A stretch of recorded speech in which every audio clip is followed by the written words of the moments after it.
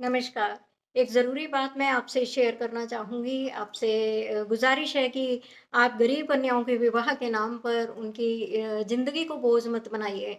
देखिए, जैसे अभी-अभी तुलसी विवाह हुआ है, तो बहुत सारी स्त्रियाँ क्या करेंगी, बहुत सारी जो मंडली होती हैं या बहुत सारी जो संस्थाएँ होती हैं, तुलसी विवाह करते हैं, उसमें जो इतना सारा धन एकत्रित होता है। देखिए, शास्त्रों में बिल्कुल क्लियर लिखा है कि दान का जो धन होता है ना, उसपे केवल और केवल ब्राह्मण का हक होता है और बाद में ये निर्णय ले लिया जाता है विवाह के बाद या विवाह से पहले कि हम पंडित को इतना देंगे।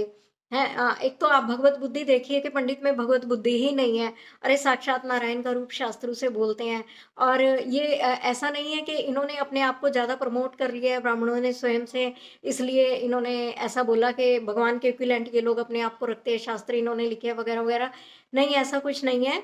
दुनिया भर में जितने भी धर्म हैं, उसमें जो धार्मिक वर्ग है ना, उसको हमेशा भगवत तुल्य समझा गया है। देखिए आप उसमें भगवत बुद्धि रखिए, जब वो ब्राह्मण विवाह कराने आते हैं, आपको तो वो पंडित ही लगता है, लेकिन ऐसा नहीं है, वो साक्षात भगवान का ही रूप होते हैं और आपका काम करने के लिए आते हैं।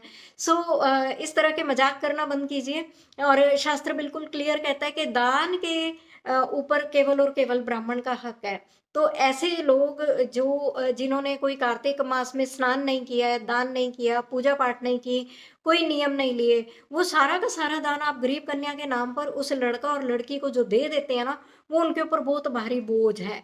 उनका घर बसाने से पहले ही आप इस तरह का बोझ उन पे पटक देते हैं। अगर आपको उनके कल्याण की इतनी ही कामना है, तो जो आप 1-2 साड़ी, सूट, थोड़ा बहुत पैसा, बर्तन और जो छोटी-मोटी चीज़ें आप निकाल कर देते हैं उनको और थोड़ा तुलसी विवाह के नाम पर जो भी आप मनी वगैरह निकालते हैं, उतना ही अगर आप और आपका वो तथाकथित समाज जिसने विवाह में इतना दिया था, वो सब आप थोड़ा-थोड़ा और निकालेंगे तो एक कन्या का विवाह बहुत आसानी से हो जाएगा। प्लीज़ उनको इस तरह के कर्म करके वैवाहिक जीवन शुरू होने से पहले ही दान के बोझ से मत मारिए। ये और आपको भी इस पुण्य का कोई फल नहीं मिलेगा, उल्टे पाप की प्राप्ति होगी, अधर्म की प्राप्ति होगी। पाप जब लगता है ना तो वो दिखता नहीं है, बस इसकी यही प्रॉब्लम है कि वो जब लग जाता है ना वो दिखता नहीं है। वो कब पता लगता है? जब जीवन में तरह-तरह की समस्याएँ आती है। बहुत बार ये निकल जाता है, बहुत बार नहीं और मैंने ऐसे बहुत से लोगों की रीडिंग की है, जिनकी रीडिंग में ये दान के धर्म का सही तरीके से इस्तेमाल ना करने के कारण उनके बच्चे ब्लॉक हैं, उनके हस्बैंड ब्लॉक है, बहुत सालों से या उनके घर में बीमारियाँ हैं, बहुत सालों से वो लोग ब्लॉक हैं, उनको कोई रास्ता नज़र नहीं आ रहा। इस तरह के अधर्म से और पाप से बचिए। अभी-अभी तुलसी विवाह हुआ है, ऐसी गलती की है तो उसको सुधार लीजिए। धन्यवाद।